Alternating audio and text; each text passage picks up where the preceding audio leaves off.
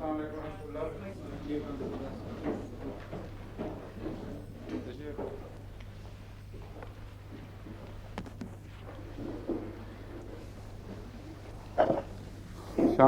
साहब, क्या हाल है? आप माशाल्लाह मेंटेन कर रहे हैं इसको, हाजिरी को। आपके मरीज तो नहीं नाराज हो जाएंगे आपसे? अच्छा अच्छा, ठीक है। हैं? नहीं, आपके भागने का तो कोई है नहीं, वो ना भाग जाएं। मरीजों को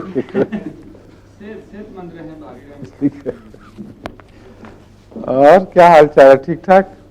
फिर कल लजना की कैसी रही क्लास या फंक्शन? बहुत अच्छा था। आज आपकी सदस्य बनी आई हुई? आज उनकी कोई अपॉइंटमेंट है हॉस्पिटल। अच्छा अच्छा, तो कितनी ख्वातीन थी? अबाउट 100। बैठे बैठ के बताएं। 100 के करीब। 100 के करीब थी, लेकिन उस पर ब्रेकडाउन क्या था? कितनी ईसाई, कितनी हिंदू, कितनी दूसरी दोस्त ख्वातीन? उसमें से ईसाई ज़्यादा थी हजूर, और मुसलमान कम थे, और हिंदू उससे कम थे, और सिख चंद एक थी, 2 थी। हाँ, कुछ हिंदू और सिख भी दिखाई दे रही थी तरह से। हाँ। हिंदू ज़्यादा थी। उसका कोई आपने ब्रेकडाउन किया है उसका? जी अभी वैसे नहीं किया, क्योंकि बाज ने लिखा नहीं था उस पर। ब्रेकडाउन नहीं किया था असल में, वो बाज लोगों ने खुद नहीं मेंशन किया उसके ऊपर ना जी। बाज लोगों ने रजिस्टर पे नहीं लिखा कि अच्छा। कौन से अकीदे से ताल्लुक रखते हैं। लिखना नहीं चाहती थी। वैसे जो अहमदी ख्वातीन साथ आई थी जी वो वही थी जो किसी गैर को लेके आई है, मेरा ख्याल है। जी वही थी। यही था, हर एक जो अहमदी आई थी जरूर किसी को लेके आई थी। जी जी हाँ, काफी ये स्ट्रिक्टली रखा था हुजूरी उसूल। ठीक है। शुरू करें फिर। अब कितनी दोहराई हो गई थी, कहाँ तक पहुंचे थे हम डॉक्टर साहब?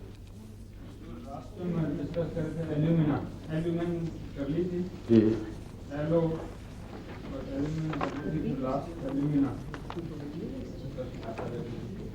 ठीक है।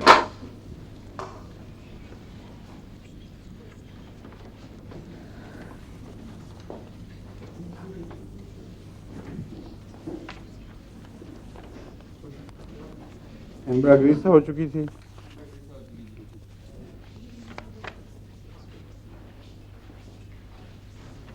और एमोनियम कार्ब, हेलियम सीपा,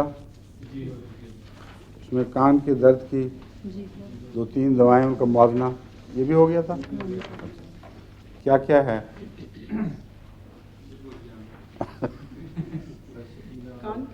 कान की दर्द हो जाती है बच्चों को आमतौर पर रोजमर्रा। पल्सटीला। उसके लिए कौन कौन सी दवाएं काम आती हैं? पल्सटीला। ठीक है। एमोनियम का और आर्मिका और बेलन। नहीं नहीं नहीं पल्सटीला और बेलेडोना मिला के नहीं, गर्मी हो। 3 दवाएं मैंने कहा था, आपको याद रहनी चाहिए। अगर मिजाज में नरमी और दर्दनाकी पाई जाए तो फिर कैमोमिला नहीं देनी, फिर पल्सटिला देनी है। पल्सटिला हाँ, पल्सटिला में सबसे ज़्यादा नरम मिजाजी है, और औरतों की इसीलिए ये दवा है क्योंकि समझा जाता है कि औरतें ज़्यादा नरम मिजाज हैं। अगर मर्दों में नरमी पाई जाए तो फिर मर्दों की भी दवा बन जाती है। इसलिए औरतों की दवा से मुराद मिजाजी तौर पर है। दूसरे, इसका यूट्रस पर और बच्चों के दूध पिलाने वगैरह में काफ़ी अमल दखल है। ऐसे बच्चे जिनको दूध कम आता, यानी ऐसी माएँ जिनको दूध कम आता हो, उनको अमूमन पल्सटिला फ़ायदा देती है और बढ़ा देती है। और अगर पैदाइश के बाद कुछ गंदगी रहे या पूरी तरह खारिज ना हो, एहसास हो कि कुछ रह गया है बाकी, पल्सटिला उसमें बहुत मददगार है सफाई के लिए। डीएनसी आप कहते हैं इसको डॉक्टरी में। जो डीएनसी का काम, अगर इन्फेक्शन और जिसको प्रसूति बुखार कहते हैं, पर्परल फीवर, वो ना हो, उससे पहले पहले जो रहम की आम सफाई है उसमें पल्सटिला बहुत मुफीद है। और अगर बच्चा उल्टा होने के बजाय जो असल पोजीशन है सीधा हो या टेढ़ा हो, तो उसमें पल्सटिला 200 चोटी की दवा है। पैदाइश के वक्त की दर्दें अगर कमज़ोर हों तो उनको ताकत देने के लिए पल्सटिला बहुत अच्छी दवा है। बाज़ डॉक्टर रूटीन में आखिरी महीने में, मतलब 9वां महीना शुरू होते ही पल्सटिला शुरू करा देते हैं और उसके अच्छे असरात देखे गए हैं। लेकिन इससे भी बेहतर दवा दर्दें शुरू होने के बाद आराम पैदा करने के लिए, आसानी देने के लिए मैग्नीशिया फॉस और काली फॉस का कम्बिनेशन है। ये जिन मरीज़ाओं को मैंने दिया है पानी में घोलकर 15-20 टिक्कियाँ बगैर गिने, कुछ इसकी लेनी कुछ उसकी लेनी, वो घूंट घूंट पिलाएं, उसकी वजह से निस्बतन बहुत ज़्यादा सहूलत से बच्चियाँ फारग हो जाती हैं। एक दो मामलात में मुझे याद है किसी ने, गालिबन जर्मनी था, वहाँ से लिखा था कि 2 दफ़ा हो चुकी है सीज़ेरियन, क्योंकि आज खुद पैदाइश ठीक नहीं होती, और अब तीसरे के बाद फिर आगे ख़त्म है इम्कान। तो उनको मैंने यही दवा भेजी थी। मैंने कहा अब तीसरी दफ़ा ऑपरेशन ना कराएं बल्कि पहले ये कराएं। बाद में इतला मिली कि अल्लाह के फजल से बहुत सहूलत से आराम से फारग हो गए और किसी ऑपरेशन की ज़रूरत नहीं पड़ी। लेकिन ऑपरेशन मैकफॉस कॉलीफॉस 6X गर्म पानी में घोलकर घूंट घूंट पिलाएं। लेकिन उससे पहले पल्सटिला भी दिलवाता हूँ मैं। पल्सटिला बिलअमूम अच्छी चीज़ है इसमें। तो पल्सटिला में नरमी पाई जाती है। एक दफ़ा एक मरीज़ मेरे पास आया, डॉक्टर सिंध से, रबा में पुरानी बात है, और बेहद ही शर्माया हुआ, सिर नीचे किया हुआ, बात पे रोना भी आ जाता था। तो उसको मैं जानता था पहले, वो हमारी फुरकान फोर्सेस में जो बहुत बहादुर और निडर लड़के थे, जो बहुत बोझ उठाकर ऊपर चलने वाले, उनमें से था। तो उसकी शोहरत थी कि बड़ा बहादुर लड़का है और बहुत वजन उठा के खतरे की जगह जाता है। उसकी ये जो हालत देखी तो मैंने कहा इसको क्या हो गया है। मैंने उससे पूछा तो बहुत बेचारे ने शर्मा के डरते डरते बताया कि मुझे एक होम्योपैथ लड़ गया है। मैंने कहा होम्योपैथ किस तरह से लड़ गया? कहता हमारे गाँव में एक नाई होम्योपैथ बन गया है। पहले अच्छा बड़ा नाई हुआ करता था, अब उसने होम्योपैथी इख्तियार कर ली है। और मैं उसके पास गया, मैंने कहा ज़रा मुझे कुछ टॉनिक दो, ताकत की दो। उसने लाइकोपोडियम CM 1 लाख की मुझे दी। कहता 1 महीना मैंने मौजें मारी, फूल छलांगे मारी फिरता था कि लोगों को देखो कितना मजबूत और सेहतमंद हूँ मैं। कहता दूसरी दफ़ा उसने कहा महीने के बाद फिर आना। वो अपने 10 रुपये लेता था फी खुराक के, तो उसने 10 रुपये लेने होंगे, उसने दोबारा एक खुराक दे दी। कहते इस दफ़ा फिर थोड़ा सा कुछ मुझे लगा कि थोड़ी सी लड़ी भी है।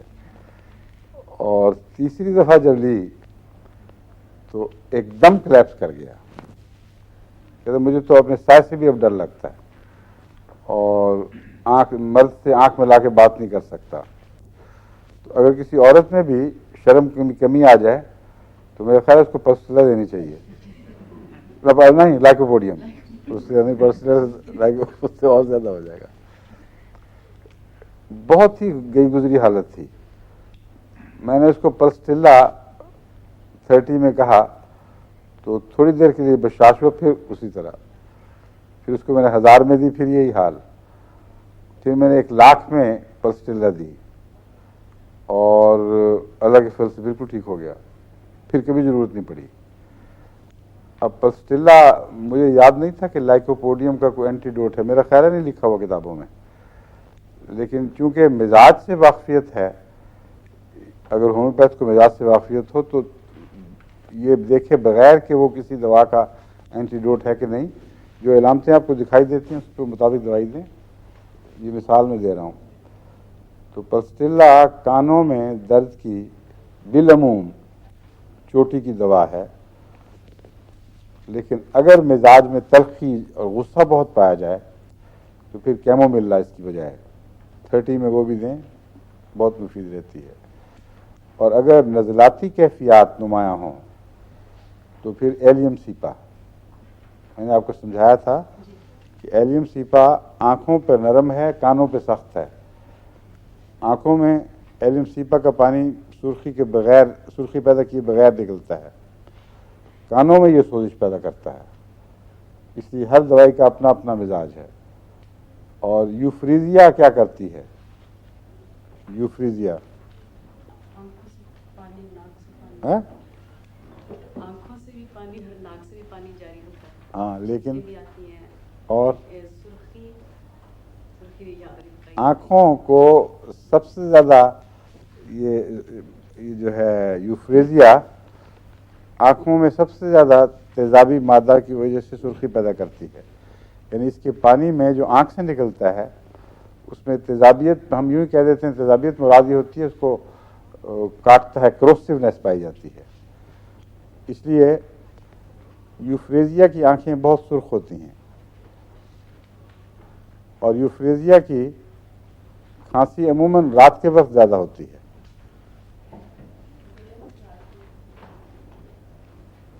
दिन को कम होती है, कई बीमारियों में है, लेकिन इस पर मैंने गौर किए, आंखें बंद करके ये नहीं करना चाहिए कि रात को ज़्यादा तो फिर चलो यूफ्रेजिया स्टडी करो।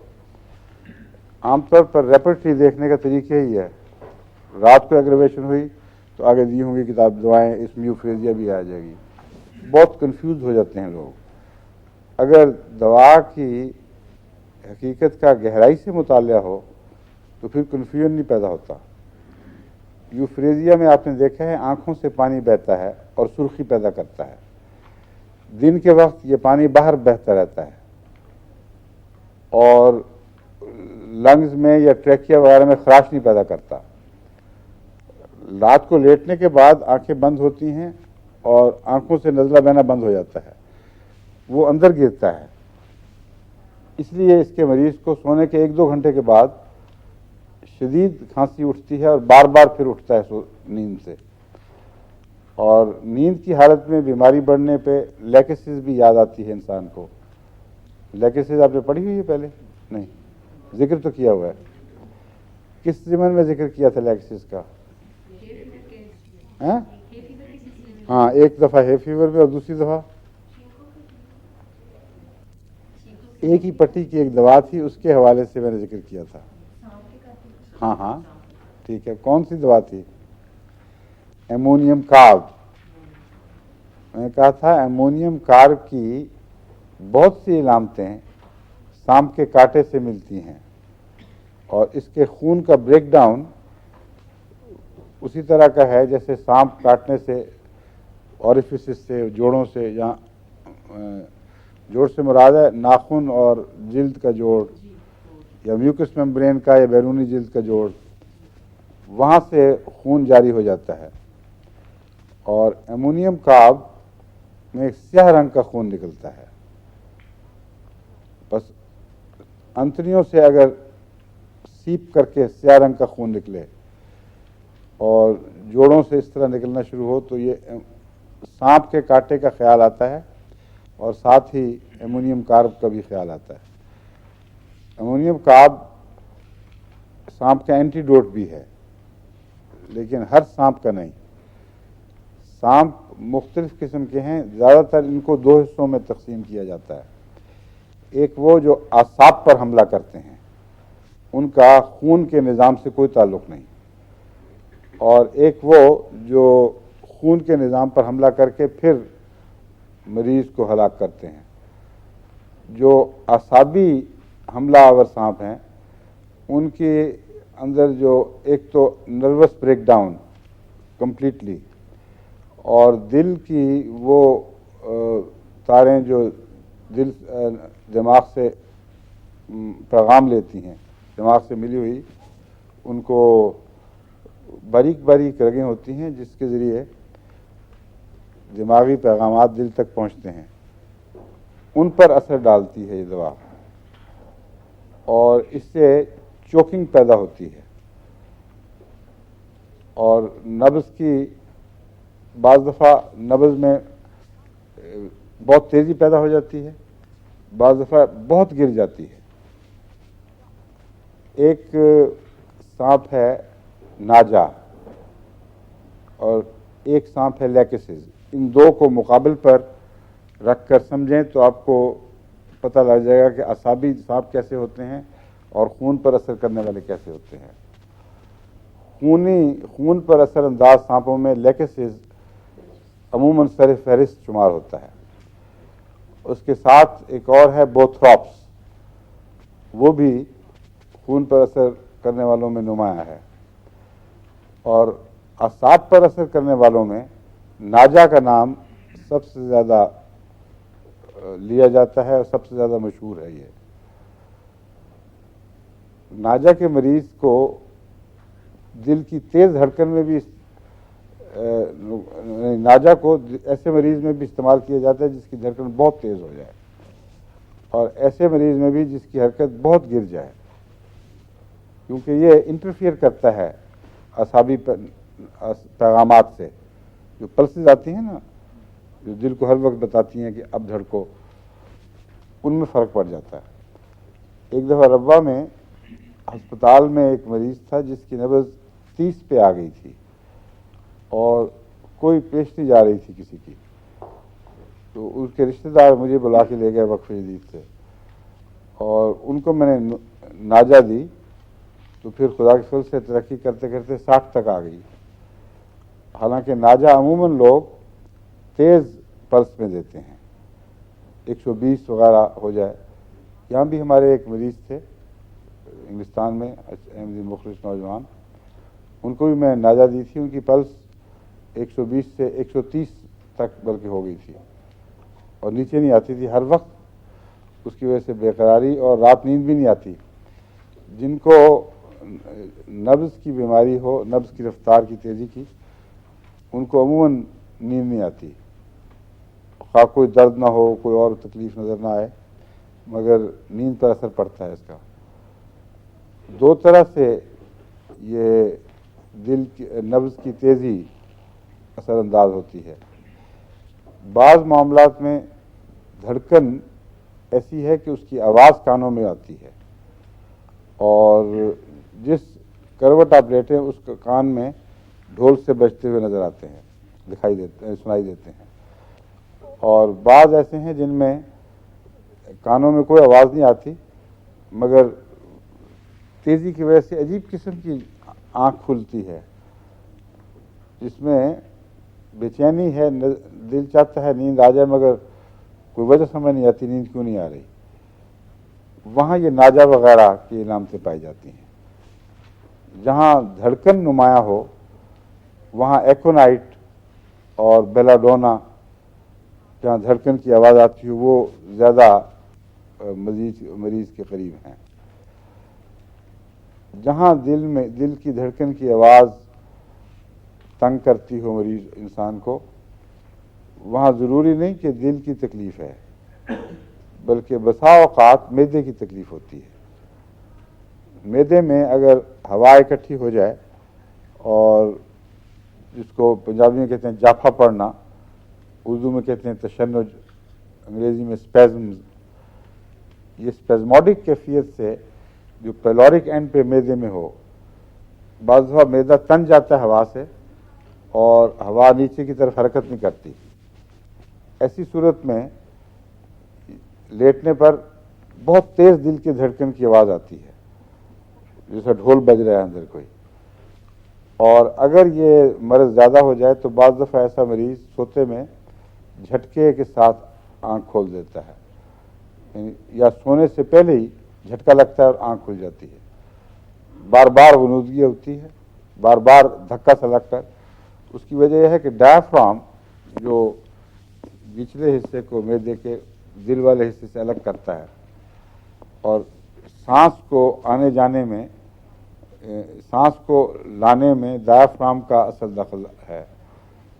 डायफ्राम ऊपर जाए तो सांस बाहर निकलता है, डायफ्राम नीचे जाए तो सांस अंदर की तरफ आता है। तो डायफ्राम पुश हो जाता है ऊपर मैदे की हवा से, और बाज़ दफ़ा वो सिर्फ सांस पर असरअंदाज होता है, गहरे सांस नहीं आ सकते, छोटे छोटे सांस हो जाते हैं।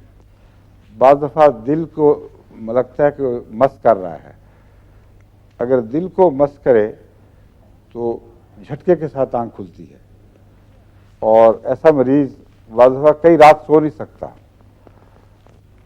इसलिए उसकी अलग दवाएं आपको याद रखनी चाहिए। हर तेज़ नब्ज़ एक तरह से ठीक नहीं होगी, एक किस्म के इलाज से ठीक नहीं होगी। उसके नब्ज़ के मिजाज को पहचानना, दवाओं के मिजाज को पहचानना, उनको उस मिजाज से मिलाना, ये है असल होम्योपैथ का काम। इसलिए मुश्किल काम है। अब एलोपैथी में तो डॉक्टर कोई सेडेटिव दे देंगे तो घर आके आराम से सो जाएंगे, चाहे मरीज का बुरा ही हाल हो जाए पीछे, क्योंकि असल बीमारी नहीं ना पता लगी। सेडेटिव दिया, यानी मुस्तकिल दवा दे दी, तो मरीज समझेगा कि आराम आ गया है, लेकिन वो असल वजह दूर नहीं हुई।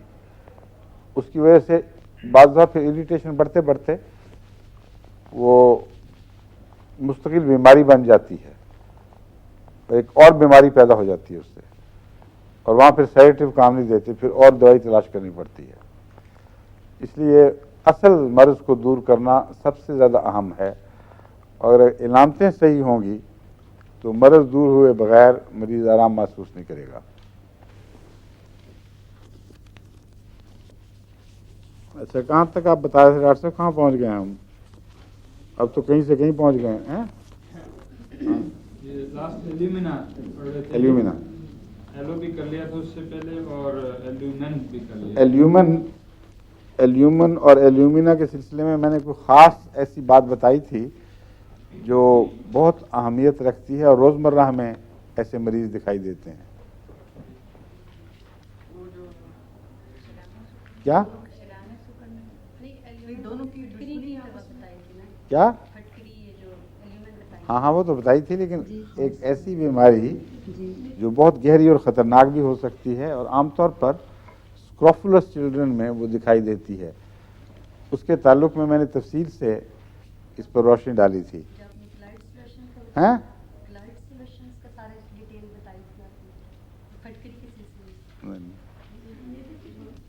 कोई नहीं, क्या कह रही हो तुम आरफा? मेरी क्या तकलीफ? अल्सर हैं? अल्सर नहीं अल्सर लिखा अल्सर आपने। एक होम्योपैथिक मैं आपको पढ़ा रहा हूँ, एक ये मुझे पढ़ा रही हैं। नहीं हैं? वो तो ठीक है जी। मैंने आपको बताया था कि ग्लैंड्स के फूलने की, हाँ जी, ग्लैंड्स वाली बताई थी। ये अहम दवाएं हैं। यहाँ तक कि यूट्रस में बाज़ दफ़ा मल्टीपल होते हैं, क्या कहते हैं उसको डॉक्टर? हैं?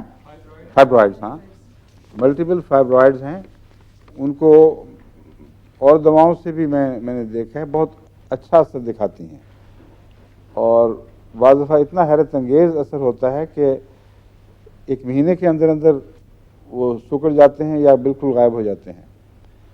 मैंने आपको मिसाल दी थी, एक दफ़ा हमारे, मैं उस वक्त था वहाँ कहीं से दौरे पर था, वापस आया तो मुझे पता लगा रब्बा की एक खातून है, उनको ले गए वहाँ, सर गंगाराम हॉस्पिटल हुआ करता था, अब फातिमा जिना शत कहलाता है। तो वहाँ एक चोटी की गायनेकोलॉजिस्ट खातून थी, उन्होंने बताया कि इनको इतनी ज़्यादा फाइब्रॉइड्स हैं यूट्रस में कि जाल बन गया है, और इतनी ख़तरनाक हद तक बढ़ गए और फैल गए हैं कि फौरी ऑपरेशन ज़रूरी है। उसको बड़ा ऑपरेशन कहते हैं, यानी पूरा हिस्टेक्टमी कहलाती है ये, हैं? हिस्टेक्टमी। हाँ, तो मगर उनको खून की इतनी कमी है कि वो, उन्होंने कहा कि मैं ऑपरेशन फ़ौरन कर नहीं सकती, 1 महीना आप खून की दवाइयाँ उनको दी कि आप खाएं, और महीने के बाद आ जाएं ऑपरेशन के लिए। डेट दे दी, सब कुछ ठीक हो गया। मुझे पता चला, मैंने उनको फ़ौरन दवाएं लिखवाईं और कहा कि आप ये दवाएं शुरू कर दें, और अगली दफ़ा ऑपरेशन से पहले उनको कहना आपका इम्तिहान ले लें, एग्ज़ामिन कर लें कि क्या हाल है। अब मुझे याद नहीं कि एग्जैक्ट 1 महीने के बाद गई थी या कुछ अरसे के बाद। लेकिन जब गई तो डॉक्टर ने पहले तो ये इनकार ही कर दिया कि तुम वो मरीज़ा हो। उसने कहा कोई भी असर नहीं है, एक भी गुठली मुझे दिखाई नहीं दी, तमाम कुल्लियतन गायब हैं और किसी ऑपरेशन की ज़रूरत नहीं। और ये वाक़या है गालिबन फ़ायदा की पैदाइश के दिनों का। अब जितनी फ़ायदा की उम्र हो गई है उतनी और उम्र उस खातून पर आई है और अभी तक वो अल्लाह के फजल से ठीक ठाक हैं, उनको फिर दोबारा ये बीमारी नहीं हुई। तो होम्योपैथिक में बहुत ही अच्छी और गहरा असर करने वाली दवाएं हैं। हमारे रावील साहब जो रूसी शायर हैं और बड़े मुखलिस अहमदी हैं, उनकी बेगम को डॉक्टर ने कहा कि फौरी तौर पर ऑपरेशन ज़रूरी है। उनके रहम में भी बड़ी ख़तरनाक किस्म की गुठलियाँ थीं। ऑपरेशन में ज़्यादा देर नहीं थी जब मुझे उन्होंने बताया, मेरा ख्याल है वो 3 हफ्ते के बाद होना था। तो मैंने दवाएं शुरू करवा दी और उनसे कहा कि बेहतर है ऑपरेशन ना करवाएं, मगर वो ऑपरेशन, उनकी बेगम ज़्यादा ऑपरेशन के हक़ में थी। ऑपरेशन कराने चली गई। डॉक्टर ने ऑपरेशन तो कर दिया मगर कहा कि इतनी छोटी हो चुकी हैं गुठलियाँ कि कोई वजह नज़र नहीं आती थी कि ऑपरेशन किया जाए। तो बड़ा ज़ूद असर हैं दवाएं। और जो दवाएं घुटलियों को छोटा कर लेती हैं, जो सबसे मुश्किल काम है एलोपैथिक में, इसका मतलब ये है कि वो उन जगहों पर हाथ डालती हैं जो गहरी इंसानी नफ्सियाती कैफियतों से ताल्लुक़ रखती हैं, जहाँ बीमारियाँ पलती हैं, जहाँ बीमारियों का आगाज़ होता है। ऐसी अंदरूनी गहरी वो गहरे मुहर्रिकात जिन तक आम सतही दवाओं का असर नहीं होता, वहाँ रूहानी इलाज है जो काम दिखाता है, यानी रूह को गोया के पैगाम मिल रहा है, इन मानों में रूहानी। वो फिर आप खुद ही फैसला करती है कि क्या होना चाहिए। इसलिए ये जो दवाएं हैं इनको सच्ची नज़र से न देखें। इसलिए मैंने आपको कहा था कि ग्लैंड्स बाज़ तो अंदर हैं जो रहम के अंदर मुख्तलिफ शक्लें इख्तियार करते हैं। कुछ ग्लैंड्स हैं जो जहाँ दोनों तरफ गर्दन के, उसको लिम्फेटिक ग्लैंड्स कहते हैं, उन पर असरअंदाज होते हैं। और रहम में अगर कैंसर के ग्लैंड्स हों, उनका वक्त पर इलाज ना हो और रहम को दूर भी कर दिया जाए काट के, तब भी उनकी सेकेंडरीज इन ग्लैंड्स में ज़ाहिर होती हैं और तीसरे दर्जे पर फिर वो दिमाग पर हमला करते हैं। तो इसलिए ये ग्लैंड्स की दवाओं पर आपको खूब अबूर होना चाहिए ताकि बर वक्त ऐसे मरीज़ा को, या मरीज़ बच्चे भी ऐसे होते हैं, सिल के मरीज़ या जिन ख़ानदानों में सिल पाई जाए उनमें ग्लैंड्स की बीमारियां, उनका फूलना एक आम रोज़मर्रा की बात है। कैंसर से भी फूलते हैं और सिली मादों से भी। जी सिल को इंग्लिश में क्या कहते हैं? क्या? सिल को इंग्लिश में क्या कहते हैं? ट्यूबरकुलोसिस। हाँ। और तो दूसरी चीज़ मैं ये पूछना चाहती थी कि एल्यूमिन और एल्यूमिना के अंदर आपस में किस तरह हम करेंगे डिफ्रेंशिएट? आपस में बड़ा फ़र्क है, मैंने कई दफ़ा बताया आपको। एल्यूमिन सॉल्ट है और एल्यूमिना धात है। जिसको आप एल्यूमिनम कहती हैं उसी का नाम एल्यूमिना है। और उससे जो फटकरी बनती है एल्यूमिन से, उसको एल्यूमिन कहा जाता है। एल्यूमिना धात है, उस धात से कई किस्म के सॉल्ट्स बनते हैं। जिस तरह सोडियम एक धात है और क्लोरीन के साथ मिलकर सोडियम क्लोराइड यानी नमक बन जाता है, तो ये नमकियात कहलाती हैं। बस एल्यूमिना असल धात है, एल्यूमिनम और एल्यूमिन ये फटकरी यानी सॉल्ट है। एल्यूमिन धात से जितने भी सॉल्ट बनेंगे उनमें एल्यूमिन की बुनियादी सिफात का अक्स दिखाई देगा, अगरचे बहुत नुमाया तौर पर नहीं, लेकिन वो बेस है जिसके ऊपर वो तस्वीर बनती है, इसलिए उसके नकूश ज़रूर दिखाई देते हैं। गोल्ड है और उसके भी जो भी असरात हैं वो उसकी हर दवा में नुमाया तौर पर दिखाई देते हैं। इसलिए एक और सतह से भी दवाओं का मुतालिया होना चाहिए। जितने सॉल्ट्स आपके ज़ेरे इस्तेमाल आते हैं उनकी असल धात पर अगर आप अबूर हासिल करें, अबूर तो हो ही नहीं सकता इल्ला बेमाशा, अल्लाह चाहे जितना दे दे, वरना किसी को खवास के इल्म पर अबूर हासिल नहीं हो सकता।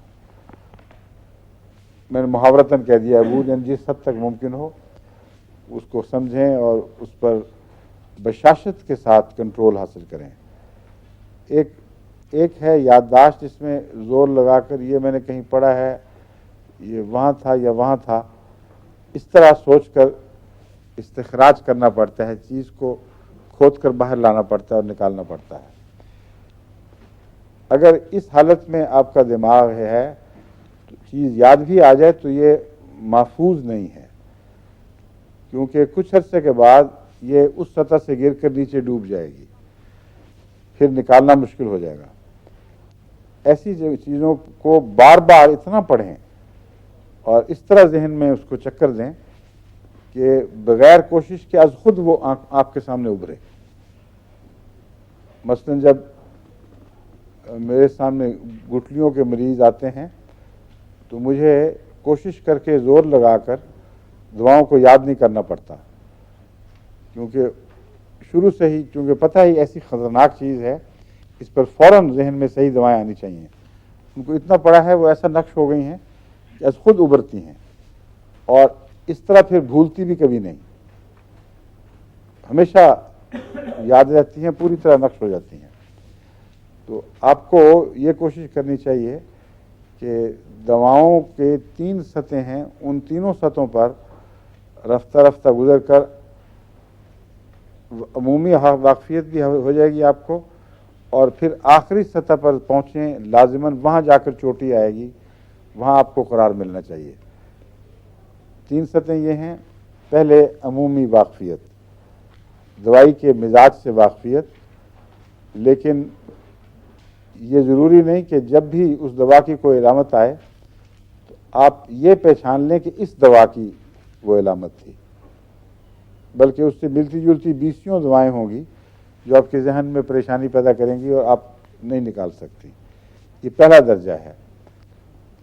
दूसरा दर्जा ये है कि इतना उसको पढ़ें कि आपको ये ज़रूर पता चल जाए कि ये इलामत बाकी दवाओं में भी है, लेकिन मुझे इसकी ज़रूरत है, बाकियों की नहीं, क्योंकि इस इलामत के मिजाज में एक ऐसी ख़ास बात है जो बाकी दवाओं से अलग है और इस दवा में पाई जाती है। ये एफर्ट करके अगर आप चाहें तो आपको मालूम हो सके।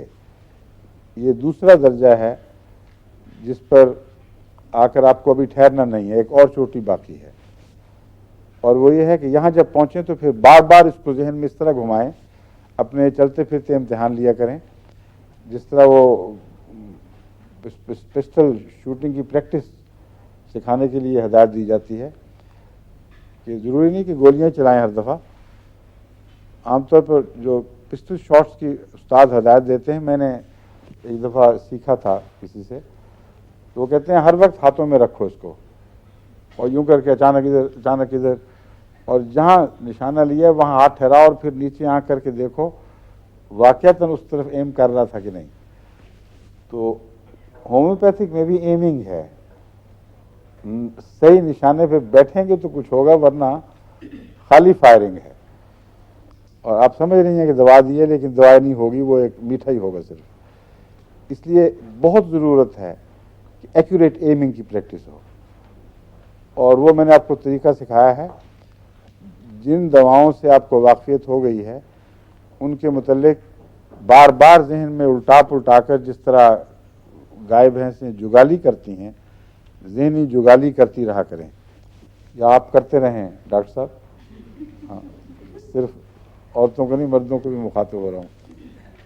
ज़्यादा इस मौके पर ज़्यादातर ख़वातीन इसलिए मुखातिब हैं कि वो बीमारियाँ जिनकी बहस चली है वो अक्सर ख़वातीन में पाई जाती हैं और बहुत इससे सफ़र करती हैं, क्योंकि तौलीद के निज़ाम में सबसे अहम किरदार औरत अदा करती है, इसलिए रहम पर बोझ पड़ते हैं, वहाँ गुठलियाँ बनती हैं और वो फिर क्रोफुला बन जाती हैं, सिली किस्म की अमराज, फिर कैंसर बन जाती हैं।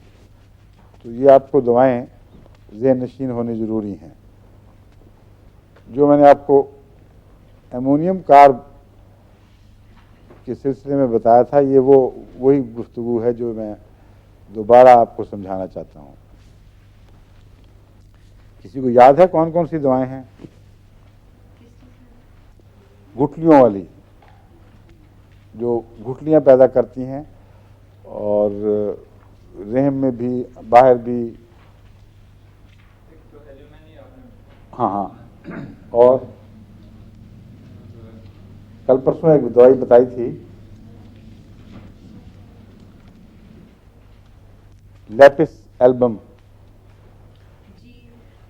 याद है? लिखी नहीं गई, मैंने समझा गलत लिखी है। अच्छा, LAPIS जी, LAPIS, लैपिस हाँ एल्बम। जी लिखी थी, ये आपने बताया था कि ये आमतौर पर किताबों में तो इसको छोटी पेटेंसी में कहते हैं इस्तेमाल करो, लेकिन मेरा एक तजर्बा हुआ है एक मरीज़ा पर, उनको पहले छोटी पेटेंसी ने थोड़ा सा फ़ायदा दिया नहीं, उनको पास छोटी पेटेंसी अवेलेबल नहीं थी, तो उन्होंने 30 में इस्तेमाल किया और बहुत नुमाया फ़ायदा हुआ, हैरत अंगेज़।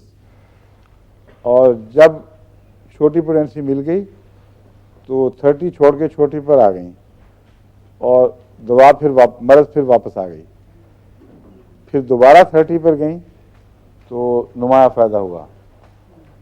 बाज़ डॉक्टर ऐसे हैं, और अमूमन अंग्रेज़ डॉक्टरों का रुझान इस तरफ ज़्यादा है कि बहुत छोटी ताकत देते हैं।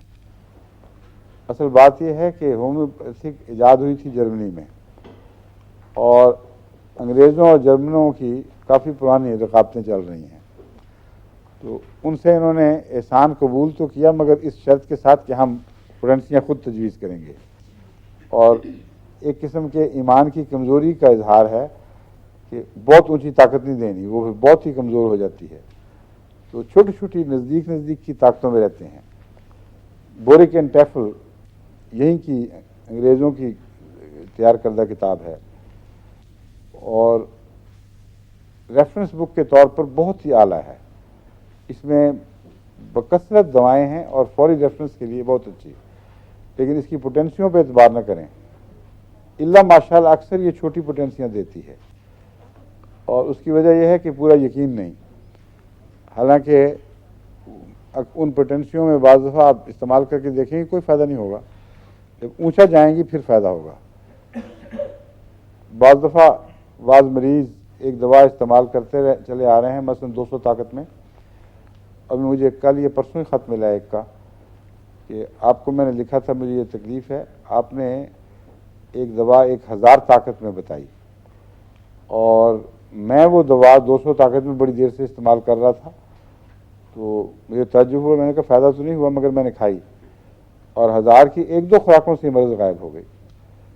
तो ताकतों का बड़ा फ़र्क है, और ये एक अलग इल्म है जिस पे बहुत कम हकीकत में साइंटिफिक काम हुआ है, तहकीकी काम बहुत थोड़ा हुआ है। लेकिसिस है मसलन, इसको आप छींकों की बीमारी में जो हे फीवर होता है, इसमें आप 200 दें तो कोई फ़ायदा नहीं देती, ख़ास मामूली सा कभी देती कभी नहीं देती, लेकिन 1000 ताकत में दें तो एक ही खुराक रात के वक्त दे दें, दूसरे दिन तक नुमाया असर दिखाती है। तो ये भी एक अलग मजमून है जिसको आपको, यानी सारी दुनिया के अहमदी जो होम्योपैथ बन रहे हैं, पेश नज़र रखना चाहिए, और मुझे भी मुत्तले रखा करें। दवाओं में मुख्तलिफ पोटेंसियाँ इस्तेमाल करके देखें और गौर करें कि किस किस्म के मरीज़ों में, किस किस्म की बीमारियों में कौन कौन सी पोटेंसियाँ इस्तेमाल होनी चाहिए। इस सिलसिले में एक अमूमी तजुर्बा तो मैंने किया है कि मैदे की तकलीफ़ों में निस्बतन छोटी पोटेंसियाँ ज़्यादा आम तौर पर और ज़्यादा कारआमद होती हैं, और असाबी तकलीफ़ों में 200 या ऊंची, और गहरी नफ्सियाती बीमारियों में या दिमागी तकलीफ़ों में और भी ऊंची, और कैंसर वगैरह में दरमियाने दर्जे की दवाएं बाज़ दफ़ा फ़ायदा देती हैं, मगर मैंने काफ़ी देर से इस पे तजर्बे शुरू किए हुए हैं, और ये बात अब ज़्यादा से ज़्यादा मेरे सामने आ रही है कि कैंसर में ऊंची ताकत देनी ज़रूरी है, क्योंकि कैंसर बीमारी की उस कैफियत का नाम है जिससे आगे फिर और कोई बीमारी नहीं है। यानी जब तमाम दिफा यक के बाद दीगरे जवाब दे जाएं और आखिरी सूरत में जो इंसान के दिफा की ताकत ज़हनी या क़ुव्वत इरादी की का ताकत है वो हिट हो जाए तो फिर कैंसर बनता है। इसलिए वहाँ तक पैगाम पहुँचाने के लिए दवा को नहायत लतीफ़ हालत में इस्तेमाल करना ज़रूरी है। मगर जिगर के कैंसर में मैंने जो होम्योपैथिक दवाएं इस्तेमाल की हैं वो 200 से ऊपर नहीं की। अगर जिगर का कैंसर ऐसा हो जिसका पेंक्रियाज वगैरह से ताल्लुक़ हो या किसी और जगह बीमारी की रूट है और जिगर में मुंतकिल हुई है, तो उस सूरत में वही 200 ताकत की दवाएं काम नहीं कर रही होती। इसलिए बहुत आहिस्ता आहिस्ता होम्योपैथी की समझ आती है, क्योंकि अभी इसकी पैदाइश जुमा 8 दिन की पैदाइश है, यानी पिछली सदी में ईजाद हुई है और बहुत अभी काम होने वाले बाकी हैं।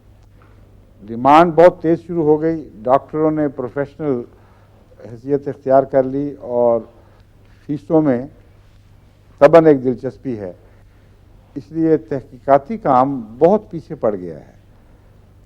और जितनी तहकीकात हनुमन के ज़माने में हुई थी, उसके बाद शास के तौर पर आपको बाज़ डॉक्टरों ने नई तहकीकात, यानी डॉक्टर दिखाई देंगे जो नई तहकीकात कर रहे हैं, मगर अक्सर जो हमारे इल्म में बाद में इजाफा हुआ है वो इत्तेफाकी हुआ है और पोटेंशियो में भी इत्तेफाकी हुआ है, रेपिटिशंस में भी इत्तेफाकी हुआ है। एक मरीज़ को मैंने एक दवाई तजवीज़ की और मेरे नज़दीक उसकी पोटेंसी मसलन 30 होनी चाहिए थी, उसको नहीं मिली, उसने 1000 इस्तेमाल कर ली और जो फ़ायदा हुआ वो इतना नुमाया था कि मैंने फिर 30 छोड़कर जब 1000 शुरू कराई तो वो ज़्यादा बेहतर निकली। एक मरीज़ को ऊंची ताकत लिखवाई, उसने छोटी इस्तेमाल कर ली, या अलग अलग ताकीद की थी कि दोनों दवाएं मिलानी नहीं, अलग अलग करनी हैं, मगर बाज़ दफ़ा सलीम साहब भी कमाल दिखा देते हैं अपने, वो बात समझ सुन के बज़ाहिर समझ आ रही होती है, लिखते कुछ और हैं। तो ऐसे बाज़ दफ़ा तो उन बेचारों की जो हालत है, अल्लाह माफ़ करे सलीम को, लेकिन बाज़ दफ़ा उसका फ़ायदा भी बड़ा पहुंच जाता है। अब एक ऐसी चीज़ थी जो मेरे ज़हन के किसी गोशे में भी नहीं आ सकती थी कि सल्फ़र को सुरानियम के साथ मिलाकर इस्तेमाल करूं।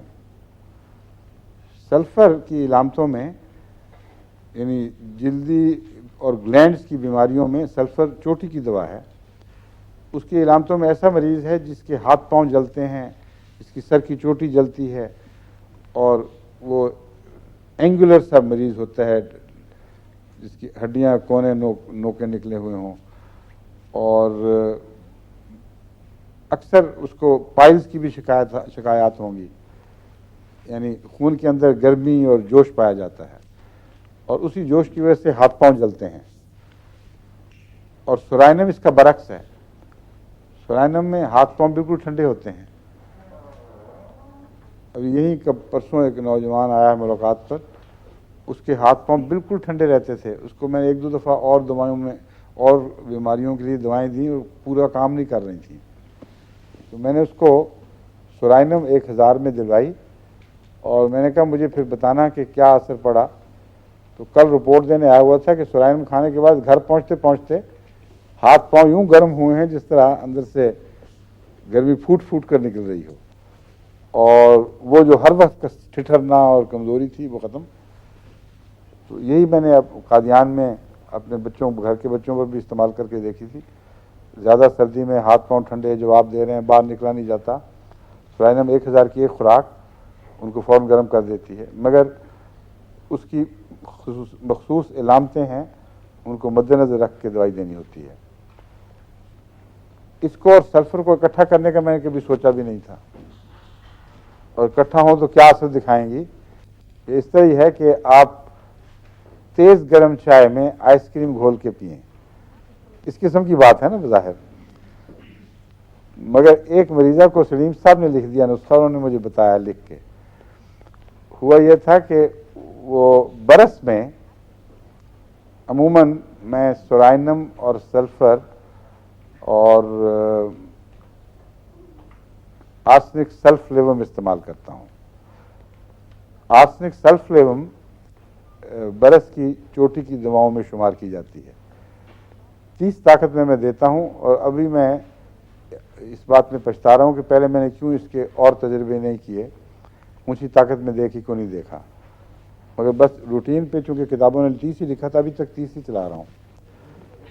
जब वो अकेली काफ़ी नहीं होती तो फिर सल्फर दिया करता था, उससे बाज़ दफ़ा फ़ायदा हो जाता था, बाज़ दफ़ा नहीं। सोराइनम से भी यही होता था। फिर मैंने इनको आपस में अदल बदल कर देना शुरू किया और किसी हद तक फ़ायदा महसूस हुआ। एक मरीज़ ने मुझे लिखा कि मुझे तो कोई आर्सेनिक वगैरह दिया था, और आर्सेनिक के साथ एक और दवा है, मुझे नाम में भी याद आ जाएगा तो बताऊंगा, वो भी मिला के देखी। उसको मैंने कहा कि यानी लिखवाया कि आप आर्सेनिक सल्फर 1000 और सोराइनम 1000 हफ्ते हफ्ते के बाद अदल बदल कर इस्तेमाल करें। उनको पैगाम ये मिला कि दोनों मिलाकर इस्तेमाल करें, और 2-3 दिन हुए इतनी खुशी की चिट्ठी आई है। कहते हैं वो बरस जो किसी दवा का को खातर में नहीं लाती थी, कि जब से मैंने आपकी हिदायत के मुताबिक, मेरी हिदायत थी वह, मिलाकर इस्तेमाल करनी शुरू की हैं, ज़मीन आसमान का फ़र्क पड़ गया है। अब सारे जिस्म पर कहीं कहीं कोई दाग रह गया है, और वो भी तब्दील हो रहा है। जो स्याह दाग थे वो फैल फैल के वो मिलते जा रहे थे, अब सफ़ेदी के दाग शास के तौर पर रह गए हैं।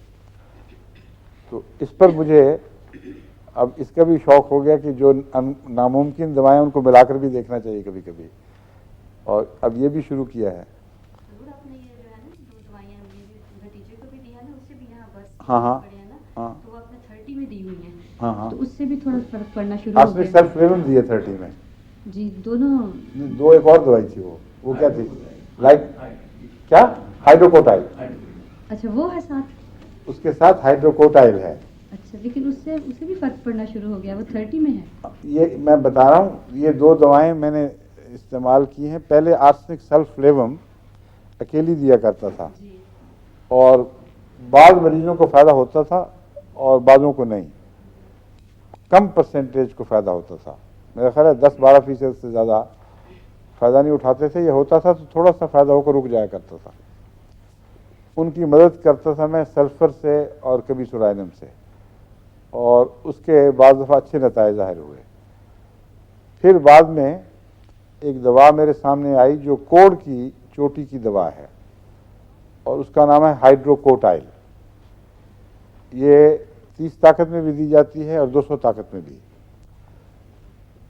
और चूँकि होम्योपैथिक तर्ज फ़िक्र में ये बात दाखिल है कि अगर कोई बीमारी ऐसी हो जो ज़िद्दी और देर पा हो, जैसे बर्स है, तो बाज़ दफ़ा बहुत ही गहरी बीमारी कोई और खून में पाई जाती है, जब तक उसका इलाज ना हो जाए वो दूसरी ज़िद्दी बीमारी भी जगह नहीं, वक्त यानी दवाई को रिस्पॉन्ड नहीं करती, उसको कबूल नहीं करती। इस ख्याल से मैंने हाइड्रोकोटाइल को आर्सेनिक सल्फलेवम के साथ मिलाकर देना शुरू किया, और जिन मरीजों ने पहले कहा था कि फ़ायदा नहीं हो रहा, उनको फ़ायदा शुरू हो गया।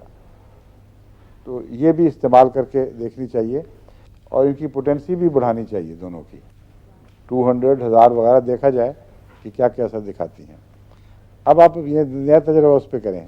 आपका भांजा या भतीजा है? मेरा भतीजा है ना। हाँ, उसको सोराइनम और सल्फर 1000 में मिला के दे दें, फिर जिसका कहते हैं ना अल्लाह बेली, देखें क्या होता है। मामूली सा जो दाग थे ना, वो हल्के हल्के ब्राउन होना शुरू हुआ यहाँ से, जो उसकी आँख ठीक से है, यही होता है हमेशा।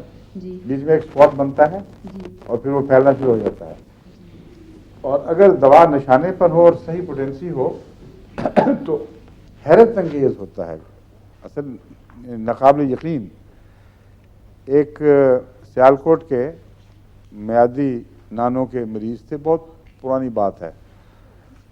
उनको इस तेज़ी से बरस फैली थी कि जब मैं पहली दफ़ा उनको मिला था कोई असर नहीं था, अब जो देखा तो डर लगता था।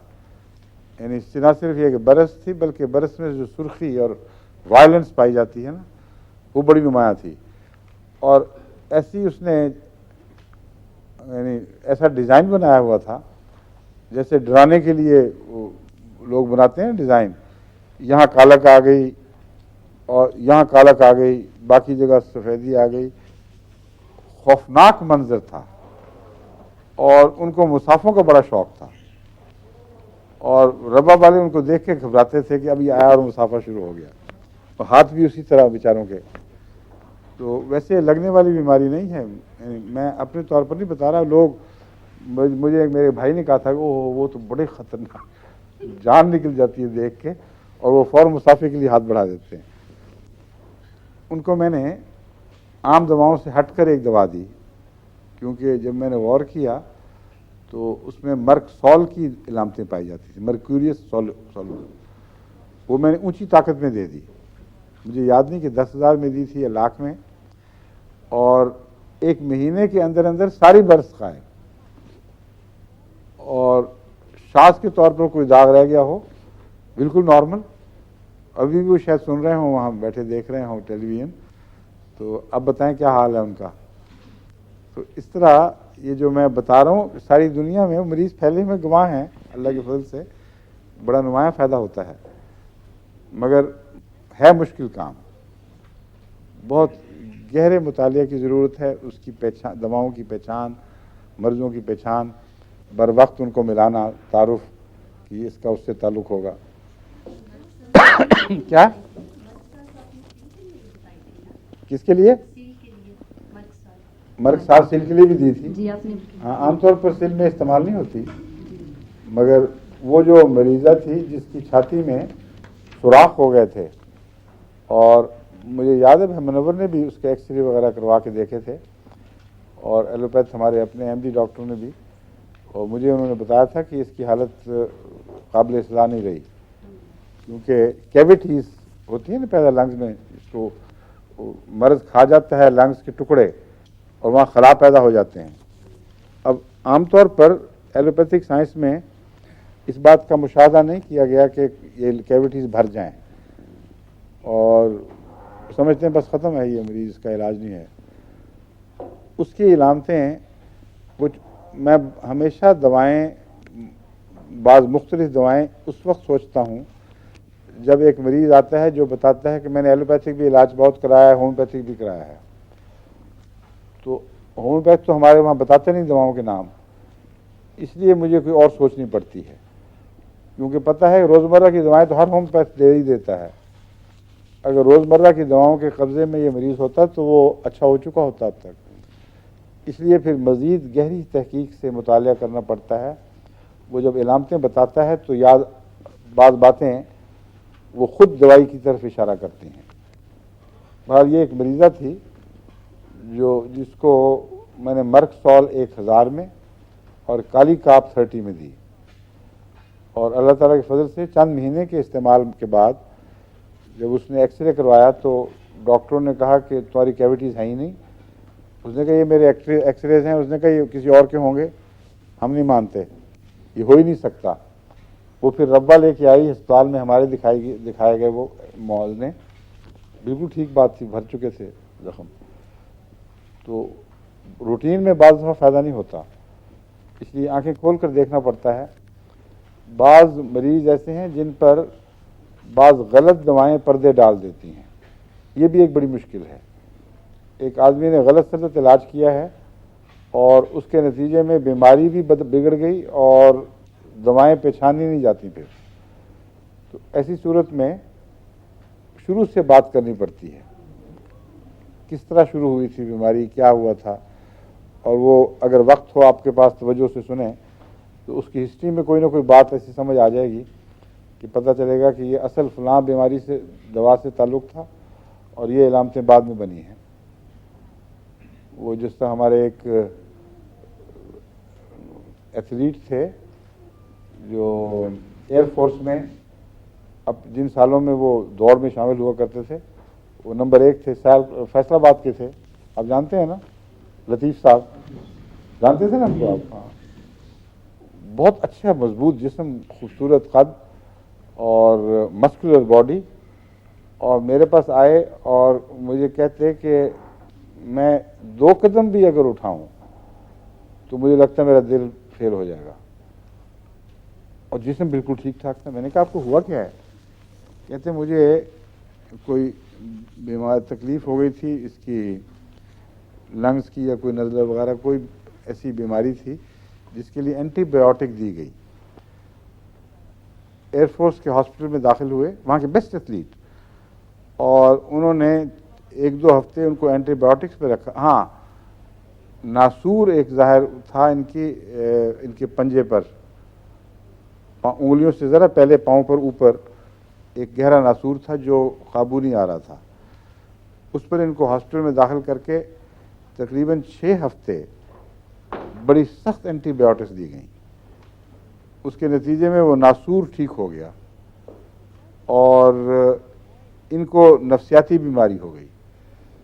और फिर ये कई अस्पतालों में गए, चोटी के डॉक्टरों ने मुआयना किया, लेकिन फिर उनके बस की बात नहीं थी। बेइंतहा खौफज़दा, कहते थे कि मैं 1 कदम ज़ोर से उठाऊं एकदम तो लगता दिल गया। उनको मैंने वो दवा दी जो सल्फ़र, मुझे याद है, क्योंकि एंटीबायोटिक्स का अमूमन इलाज सल्फ़र है। सल्फ़र दी और उस वक्त तक उन्होंने मुझे नासूर की बात नहीं बताई थी। ये बताया था कि किसी वजह से मुझे एंटीबायोटिक्स दी गई थी, मेरे इल्म में नहीं था कि नासूर उनको हुआ था वहाँ। उनको मैंने सल्फ़र ऊंची ताकत में और 1-2 और दवाएं साथ बताएं कि इसको आप इस्तेमाल करें। और तकरीबन 1-2 महीने के बाद वो दोबारा आए और बहुत खुश। उन्होंने कहा अल्लाह के फजल के साथ अब मैं आपको दौड़ के दिखाता हूँ। हमारे घर का सेन छोटा सा था, लेकिन कोई 80 फुट वो एकदम बिजली की तरह कौंदे हैं, उस दीवार को हाथ लगाया, वापस आए, कहते देख लो मैं दौड़ रहा हूँ। कहते मगर एक तकलीफ हो गई आपकी दवाई से, मेरे पाँव में नासूर निकला है और इसी का इलाज हुआ था। अब देखेंगे एलोपैथिक में कोई अगर ये कोई डॉक्टर सुने जिसको ज़ाती तजर्बा ना हो या ऐसा आदमी ना बताए जिस पर एतबार हो, तो कहेगा यूँ वहम की बातें, ये फजूल बातें हैं। उसका क्या ताल्लुक नासूर का और फिर एंटीबायोटिक का जिगर पर असर वगैरह वगैरह। मगर बिल्कुल ठीक बात थी। मैंने उसके बाद उसको आर्सेनिक आयोडाइड दिया या काली आयोडाइड, दोनों मुझे याद नहीं, गालिबन पोटेशियम आयोडाइड दिया था, और वो नासूर वहीं मौके पर ठीक हो गया। और उसके बाद वो अल्लाह के फजल से ठीक ठाक हैं। उनके कारखाना भी था, बड़ा अच्छा एक चल रहा था। क्या हाल है?